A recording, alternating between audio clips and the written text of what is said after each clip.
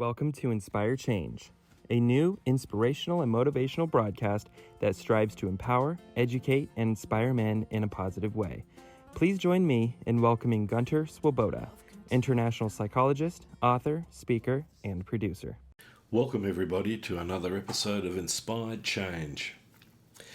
I thought I'd start this week off by creating, a more detailed framework about what I think my aims are from this podcast. I had someone asking me about it, and I understand where they're coming from. They're looking for, the person's an engineer. They're looking, for a really solid structure.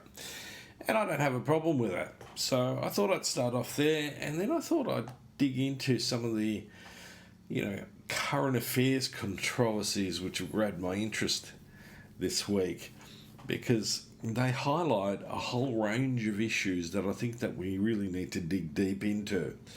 And not only are they relevant to our individual well-being, but they're also relevant to our social well-being and how they dovetail.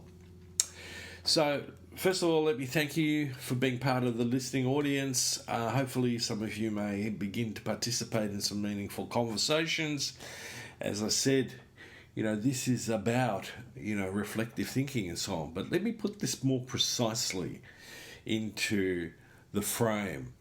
So, inherently, what I'm looking at doing is to provide a platform for education, right? So, in other words, what is it that we can learn from, for example, my experience and my skill sets and the way that I've approached not only my professional life, but also, my personal life. I think, after, 5 decades of being relatively conscious on the planet, I believe I've got something to share. I'm not necessarily telling you how to live, but I certainly would like you to think about what you'd like to change. So let's focus on education, but also let's stimulate conversation. My view currently is that inherently social media is actually stifling it, not enhancing it. Algorithms are choosing to present us with the stuff that we already think and believe and, adhere to. It's not giving us any differences in opinions and beliefs and attitudes and ways in which we can, talk about them in a meaningful way. And I actually believe that stuff stimulates conflict. And I want to stimulate meaningful conversations that we have a greater level of well-being, and that we have a greater level of well-being within the community. And I'm going to get more specific about that when I talk about things like peace and truth later on.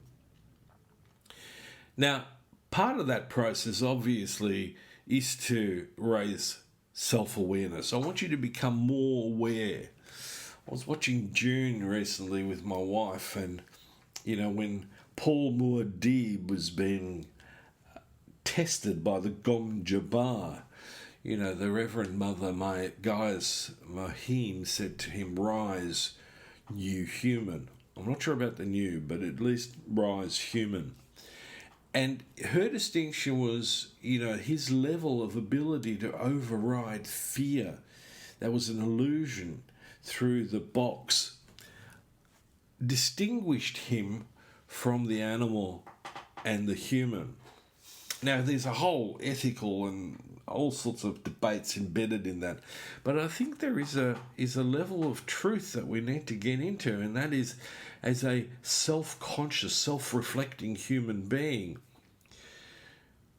can't I begin to elevate what I contribute to my own life and those of others?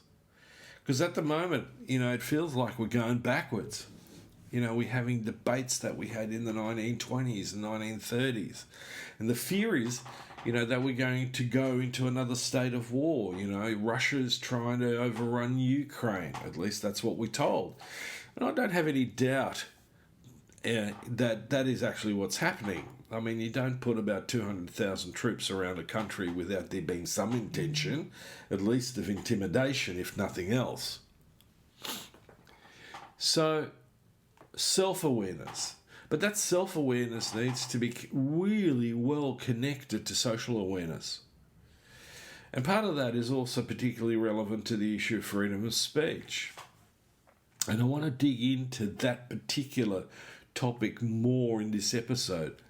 But the other aim for this podcast is, as my movement and the program that I provide says, I'm about making good men great. So in order to do that, we need to tear masculinity from the clutches of patriarchy. You know, one of the current affairs tidbits that hit, the front pages, or at least the screens this week, was Sean Penn's sort of very controversial statement about, being not in skirts, essentially that men have been overly feminized. Now, I'm not sure whether he really believes that, whether it's in fact happening, or whether this is just his way of, being controversial and getting again some attention through the media. I don't know, but how he's been quoted has certainly been a little bit confusing, to say the least. And my comment to that is we can dig into that a little bit further if we have time, or we'll do it on another podcast. But right now, I want to talk about, the fact that, whenever we talk about masculinity, I'm not talking about toxic masculinity. I'm talking about masculinity as something that is healthy. And we need to treasure that. We don't need to demonize it, because it's not masculinity that's the problem. In my book, it is patriarchy. Remember that. It's the persistent message that I'm giving in that realm. We need to be very, very cautious with that, and it's just getting bandied about in a very free way that is just more and more confusing, and it sets people at odds. Now, the other aim is for people to have an understanding, for you listeners out there to really get hold of the idea that individual well-being is intricately linked to social well-being. And I'll talk about that when, I want to get and dig into the notion of what is peace over the next couple of podcasts. And the other question that arises then with that is, how do we align the two? Right? And it's a bit like, all of us work for someone. Now, some of us work for corporations. And one of the questions that often comes up for me in that context is, do individual values truly need to completely align with corporate values? And if so, how? What is it that we need to align together? Because it's not just one value. And my argument is that, currently, our economic system, our corporations, capitalism is based on the idea of competition. And I argue that vehemently.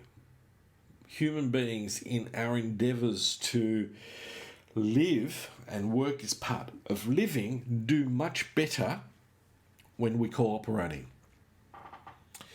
So the final thing around my aims of this podcast is I want to stimulate better critical thinking and being emotionally a lot more mature. And I've done a couple of podcasts around that whole issue about emotional maturity. But that we also act from a place of character and not just rules or impulse. Unfortunately, I spend a lot of time with people who have spent too much time making decisions based on impulse, addictions, conflict. I deal with people who are trying to deal with separation and divorce, and often in that space, our tendency is to descend rather than to ascend to a higher, better self. And it causes an enormous amount of damage. Now, that is my link to the whole idea of freedom of speech. And I've got to start off with that because it is such a vexed area at the moment. And to me, it constantly surprises me that people are puzzled between the link of freedom and responsibility. As a communal being, we can't just be free. That represents just chaos and a free-for-all.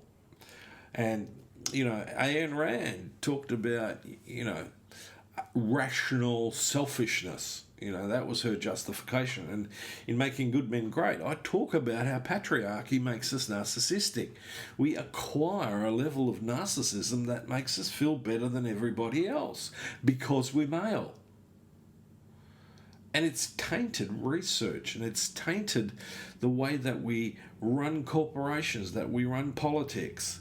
There was a whole several days of media attention focused on Grace Tame, who was the Australian of the Year, and she's a sexual abuse survivor who's taken upon herself to speak openly about the issue and confront the politicians about what they're not doing. Mainly because at the moment we have politicians in charge who are running a boys' club with the same outmoded patriarchal attitudes that have plagued humanity for the last 8,000 years. Some people would argue 3,500 years with the codification of laws. But, I go back to the beginnings of the agricultural revolution and go, that's the starting point. This is where women, started to become marginalised in the whole process. All right? So, freedom of speech has become a focal issue. Traditionally, it's often been an issue for philosophers. And if you talk to most philosophers, and you may pretend that you're talking to Aristotle and Socrates and philosophers of days gone by, and I sometimes play that sort of mental game. Most of them will agree there is no such thing as absolute free speech. And to a large degree, the debate now is around, how do we restrict what people say? And it appears there's this really interesting split between the left and the right politically. Now, I'm not a big fan of left or right in any case, apart from the fact that left and right, again, and I said this in the last session, doesn't to me make a lot of sense. They're not really clearly defined characteristics of either side. We have a tendency to slip into extremism. So one of the characters who I always refer to is a guy called John Stuart Mill, who was particularly influential on the topic. And his way of thinking about freedom of speech boils down to the harm principle, which is what I adhere to.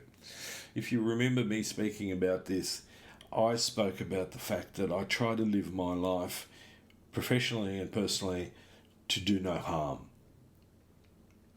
And so in regard to freedom of speech, I do truly believe that I should be able to freely express myself unless I'm harming someone else. So someone's recently thrown sticks and stones may break my bones, but words will never hurt me. Well, I work with people who've been harassed, bullied, sexually abused, traumatised by the system, and I can tell you that words do harm. And interestingly enough, even the things that aren't said, but it's the attitude in which things are delivered can actually potentially harm or hurt somebody. Now, I think we need to take responsibility for that. So it's not just what I say, but it's also how I say it and the context that I say it in. If we go to ethics.org.au, there's an interesting example on the whole issue of freedom of speech where It's about immigrants are stealing our jobs. Well, if you say that in front of an angry mob of recent laid off workers, quote unquote, who also happen to be outside an immigrant resource centre, you might just cause some violence. Now, according to Mill, you should face consequences for remarks like these. And indeed, our system of anti-discrimination and, the whole legal framework is that people need to be held accountable for what they say. Now, one of the interesting things that I always found was if we examine historically, the particularly important period prior to the Third Reich, the National Socialists spoke openly in progressively extremely hostile ways about all sorts of people, not just the Jews, but also Slavs, anybody who didn't fit the Aryan ideal. And the discrimination got more and more and more intense as they got more and more power until it became law. And one of the things that frightens me about watching what's going on, especially in the United States, is democracy, which is based on the capacity of freedom, is being abused by those who want to restrict freedom and democracy. So we're beginning to see things like book banning personal choices like abortion, reproductive rights. And this is just going to get progressively worse if we do not hold the line that level of freedom has to experience some consequences. We cannot exist in a society that thrives collectively, not just for a small number of people or a particular group of people who hold a particular religion or ideology, but much, much more deeply than that. We need to create a platform wherein we can have robust debate which is based on being respectful.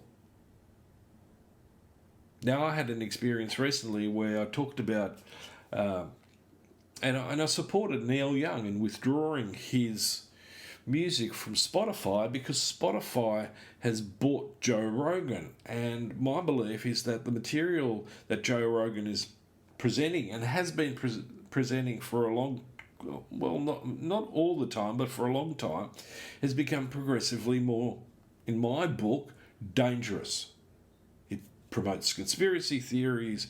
It promotes fundamentally, lies. I'm not going to mince words when you promote stuff that's scientifically not supported, but you present it as fact.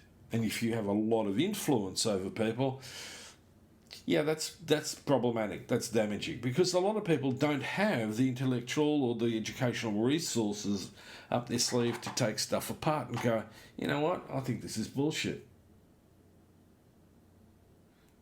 And that's the thing that leads us down the path to progressively more and more conflict, like sedition, insurrection, and terrorism. And we are at the knife edge of this in the Western democracies. In fact, in many respects, if I'm being purely pedantic about it, we're struggling to hold democracy in most of the Western countries. We're really struggling. The influence of the autocrats, the authoritarians, has become overwhelmingly powerful. And if we don't want to go down the line of suddenly finding ourselves embroiled in wars created by the strong men, the patriarchs, the autocrat, we need to hold them to account and we need to check them. They need to be accountable for their actions. And if that means moving into accepting that, for the greater good, I need to have fewer individual rights, well, we need to have a discussion about that. I don't have an answer to this, But I think it comes down to a robust, meaningful conversation. But these days, you can't have that robust, meaningful conversation because either you are accused of being politically correct or you're woke or some other derogatory term, and it just stifles the whole debate. Now remember, if we're going to have a culture wherein each individual has the opportunity to thrive and we are a healthy society, those are the fundamental principles. As a couples therapist, one of the things that I learned really, really quickly that gets couples into trouble is disparate values and a lack of good, positive, communication. The Gottmans are very clear in that. There are 4 horsemen of the apocalypse in relationships. One is persistent criticism, denigration in a way, contempt, defensiveness, and stonewalling. And in the public arena, one of the things is, let's just ignore those people who talk rubbish. Well, I don't think that's healthy. I think we need to talk about it. But we need to do it in a respectful manner. And that is going to ultimately be the benchmark. And if we lose that benchmark, we do need to firstly accept that our culture is declining. And as many people have argued, that we'll go down the road of the Roman Republic and then the Roman Empire. And that is that we will cease to exist. Now, the problem is that technologically we're in a space where, as we're deteriorating, we could take the whole planet with us. And that's a really scary thought. I was listening to, apparently Uri Geller believes that aliens are about to create a mass invasion. Now, I'll look at that with a little bit of amusement, but also, it raises some interesting thought experiments. So, if they're about to invade, why are they invading right now? Well, basically because we're really quite vulnerable. We're so split into factions globally that it wouldn't take much for an advanced civilization who can travel light years to land on the planet, take over, and either get rid of or enslave the human race. Now, most people go, but what if they're going to come and share their technology and their wisdom and so on to help us thrive as a planet? And I go, well, I'm a bit of a cynic on that level. Why would they bother? We've got enough people on the planet right here and now that are trying to do that, and we just ignore them. Why would we pay attention to a bunch of aliens? So, again, the apocalypse may seem far away, and I'm not a conspiracy theorist, so I'm not saying we're, an inch away, but the doomsday clock, like I said in the last podcast, is 11 seconds from midnight. How about we wind the clock back? And on that note, I want to encourage you to reflect on the aims of the podcast, to think about when you express yourself and you take on the right to speak freely, consider the consequences. Because in my line of work, I frequently have to deal with those people who've been truly harmed by a level of irrational selfishness and a narcissism. And that's unacceptable in my book. Until next time, this is me signing off. Gunter Swoboda does individual and group coaching for men looking to grow. For more information on this and the global Making Good Men Great movement, check out goodmengreat.com. If you have a topic for the show or would like to be a guest on the air, please email miranda@nortainment.com. That's miranda@NOIRTAINMENT.com. Thank you, and always keep inspiring change.